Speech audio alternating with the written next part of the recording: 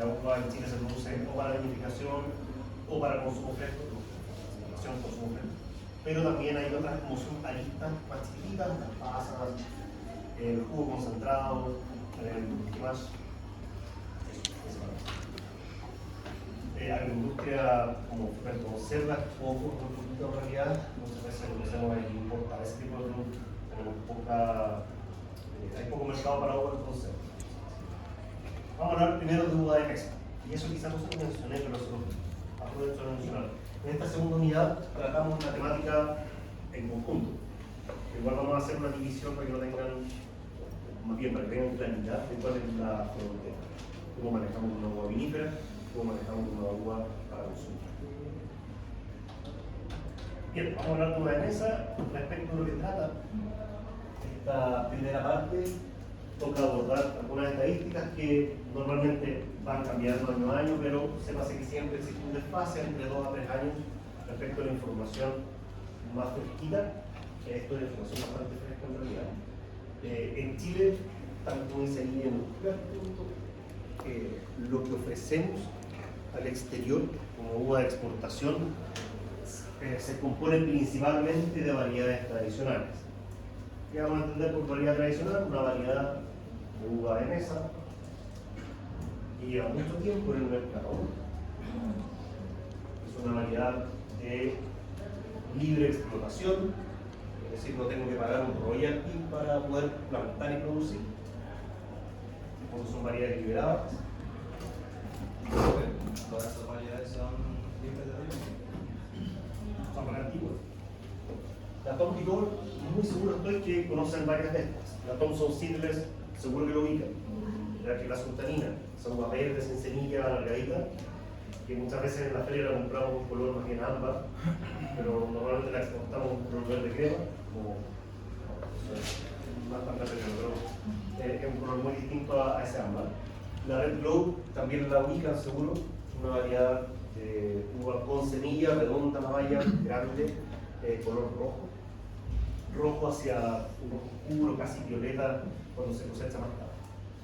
Crimson Seedless, muy parecida a la Thompson en forma de la uva, un poco más pequeña, la variedad más liviana también, color rojo, también bastante persistente en nuestro mercado, así que funciona bien todavía, se exporta bastante. Y la que seguro yo creo que no conocen, la Flame Seedless, esa estuvo muy de moda mucho tiempo, una variedad roja, sin semilla, valla redonda, muy temprana, muy precoz, muy cultivada al norte, en la zona de la región de Coquimbo, con la idea de apostar a esta salida temprana y llegar temprana al mercado. Me imagino que en Frutales deben haber hablado del tema de cómo impacta el llegar temprano a un mercado. Oferta de demanda, cuando hay poquito, cuando hay poca uva disponible en el mercado, los precios tienden a ser más altos. Sin embargo, en la medida en que avanza la temporada, avanzan las semanas, el precio empieza a disminuir porque la oferta aumenta. ¿Sí? En la medida en la que un bien se hace escaso, es un bien más valioso y generalmente eso implica que es más caro. Era libre. ¿Perdón? A mi hijo libre algo que era de libre. ¿Explotación? ¿Explotación? Sí, no tiene un riesgo asociado. Ayer también les mencionaba, podemos mencionarles las veces que sea necesario, Chile produce uva para consumo fresco con el objetivo de exportar. Ya no se establecen negocios para el mercado interno. El mercado interno se satisface con un poquito, se satisface con todo lo que no se puede cosechar, se vende de manera interna en un periodo de tiempo más o menos determinado. Me van a decir, pero no, mentira, porque en el supermercado yo he visto frutas chilenas en la góndola, no las puedes comprar. Por supuesto que sí. No podemos ser tan taxativos y negar eso, pero en realidad eso no es parte importante del negocio. La tasa de compra en el supermercado es relativamente baja si la comparamos con ferias libres, al menos en el caso de la uva. Con la diferencia de precios, no se lo han notado. Un racimito cuesta 2.000 y tantos pesos en el supermercado versus un kilo de uva por 1.000 pesos de la feria, muy grande la diferencia. Entonces, la tasa de compra es muy diferente también. Actualmente tenemos una progresión positiva de las variedades nuevas. Variedades nuevas son todo lo contrario a las anteriores, a las tradicionales. Son variedades que llevan poco tiempo en el mercado, son variedades que muchas veces tienen un royalty asociado. Es decir, si yo quiero producir esa variedad, debo comprar esas plantas a un productor específico que desarrolló esa variedad, y la explotación viene asociada también a un fee que tengo que pagar a un costo por explotación. Ese es el rollo. Normalmente, la mayoría de las campañas de exportación, el mercado principal de destino es un mercado relativamente cercano, Estados Unidos. También exportamos harto a China. Dentro de Latinoamérica es poco lo que hacemos. Generalmente llegamos a México, Canadá también compra harta uva chilena. Pero nos movemos harto en América y moviéndonos hacia Europa o también llegamos hasta a veces como China o Japón. Ahora, ¿cómo viaja la uva? Esto no sabe, pero va a ser más interesante. ¿Cómo viaja la uva? ¿Viaja en barco, en avión, en tren? ¿En avión? El viaje en avión es carísimo, muy caro. ¿Ya? Entonces, para productos de muy alto valor, con una sobrevida muy breve, como las flores, por ejemplo, los arándanos en algún momento también viajaron en avión. Sí, a veces justifica quizás los primeros días de la cerveza. No sé, tengo mis dudas.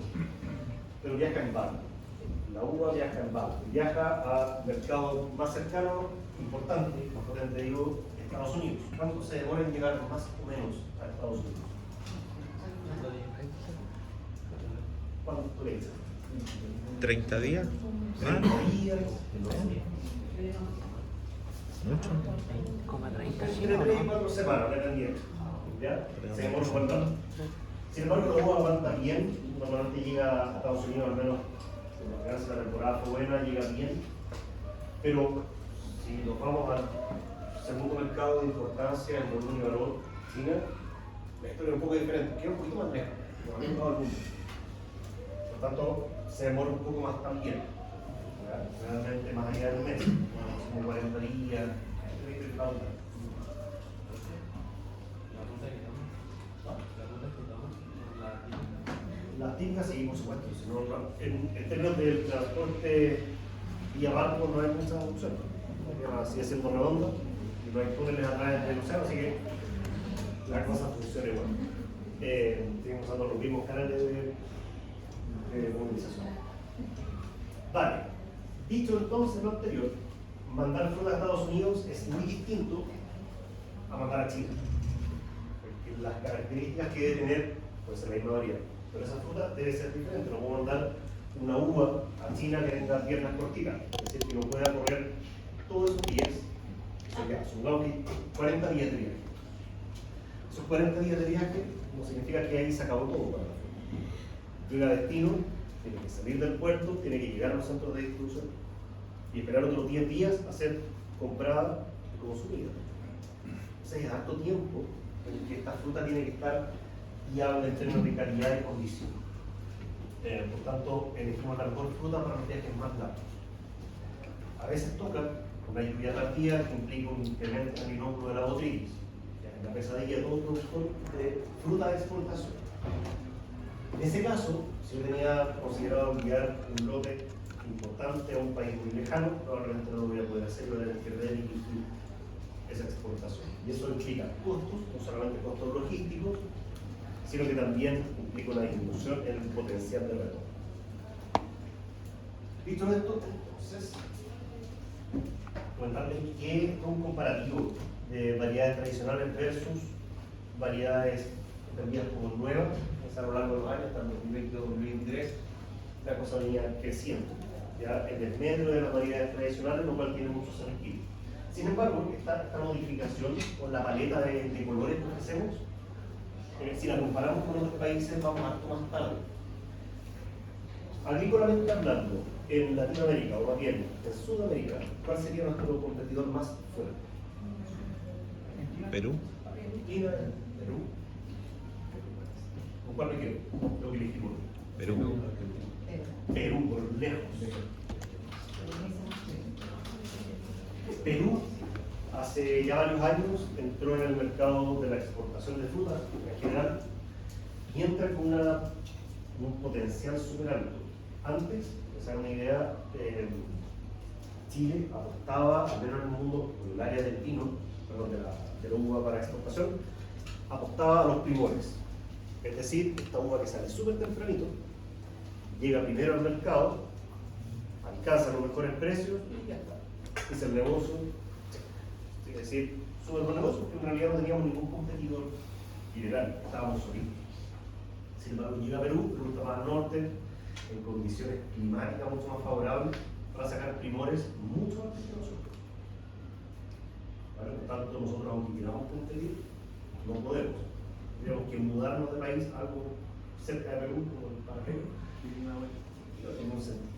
Entonces, ahí es cuando variedades como la Flame Silvers, que es la que les comentaba, que muy probablemente no conocen, quizás se han escuchado, tienden a ir desapareciendo, porque ya no son un negocio. Antes era el negocio.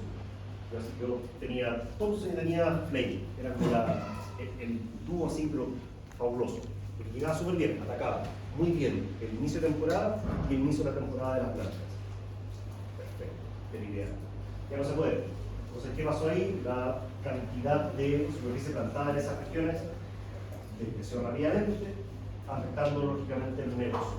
¿Ya? Y eso sube un montón de aspectos macroeconómicos como recesión, disminución en compras, etc.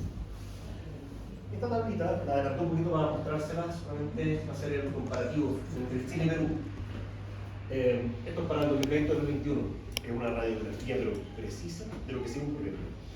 Para esas fechas, Chile tenía 35% dentro de lo que exportaba de variedades protegidas, estas variedades nuevas. Mientras que Perú ya estaba en el 50%. ¿Cómo tenemos que leer esto? Es cierto, esto no son lechugas. No es como que se me ocurrió un día para otro, cambio la variedad y se acabó. Hay un costo asociado, hay un tiempo, hay un delay entre que yo decido arrancar como una nueva y empieza a producir. ¿Sí? Los frutales normalmente tienen un tiempo en el que tenemos que formarnos, tienen que hacer su estructura para poder exigir la producción. En las vides, estamos hablando de las primeras producciones, las primeras cajitas que empezamos a sacar tercero o cuarto año, dependiendo del estado en el que estén las plantas. ¿Ya? Y qué tanto las quiero apretar a lo largo de su vida. Por lo tanto, claro, ese desfase es importante considerarlo. Nosotros recién empezamos a hacer incorporación de estas variedades nuevas un poquito antes del 2020, por ejemplo, en el 2016 empezaron las primeras variedades, muy lentamente. ¿Por qué? Porque en realidad seguíamos protegidos por esta idea de que los primores y que en realidad Perú todavía venía muy atrás. Bueno, pero en algún momento explotó y funcionó muy bien, y sí, funcionó muy bien. Por tanto, leímos un tarde de lo que iba a pasar. Cuéntame. Profe, antes dijo como, según cuánto quisiera como apretarla a lo largo de su vida. Y a eso se refiere como,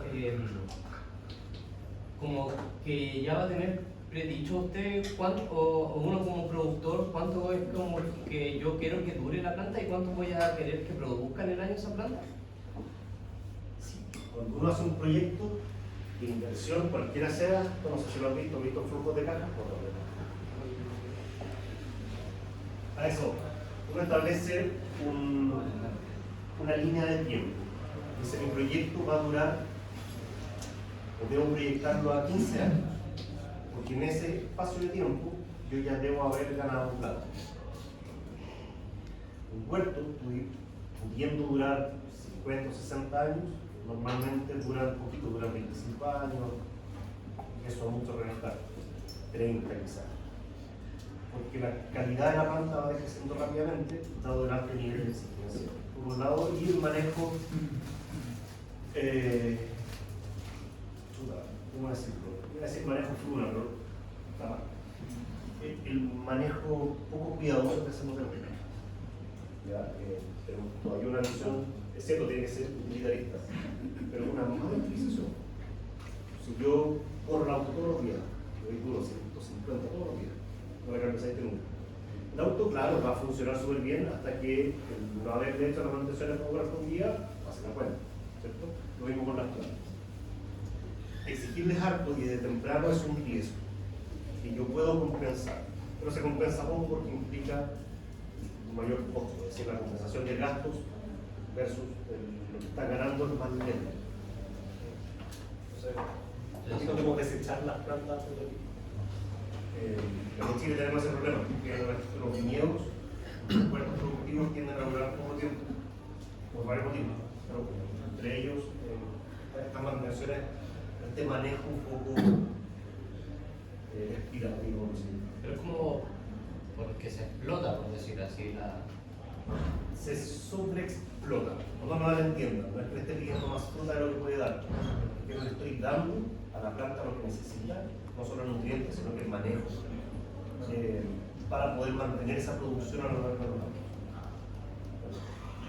Un productor hace unos años atrás nos dio a nuestra familia probar una variedad súper rara que era una uva con sabor a algodón de azúcar.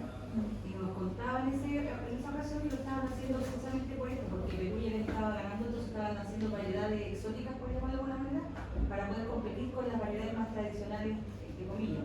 Eso es como lo está haciendo Chile de manera como más masiva, o es solamente como nicho muy exclusivo. Cuando hablamos de variedades nuevas, nos referimos a eso. A ese tipo de variedades. Sí, esa. Yo sé, no sé, es como bien un giro el nombre. Y hay otras, o sea, que son un poco adelante. La Sweet Zafiro, no se ve nada, pero la Sweet Zafiro es una variedad negra, sin semillas, largas. Es súper llamativo la valla. Ya, pues ha tenido súper buena acogida, la vamos a tocar en la feria. Pero también es una producción protegida, por eso tiene un rollo. Entonces, ¿qué fue lo que ocurrió? Reitero, una mala lectura quizás del mercado. Cuando uno vende cosas, tiene que estar mirando qué está vendiendo la competencia. Vamos a asumir que salió antes de celular, y el mejor del mundo, según yo, unos hijos. No siempre bonito para. Pero claro, quizás llega un competidor que vende un pelito más barato, lo mismo o mejor. Yo no lo estoy viendo. O algo que no sé, que va a durar más tiempo. Entonces, faltó un poco ahí como la visión proyectista respecto del rubro, porque tampoco es como que sea una gran empresa, sino un montón de empresas que se dedican a la producción de uva y a la exportación de uva. Pero fuimos muy conscientes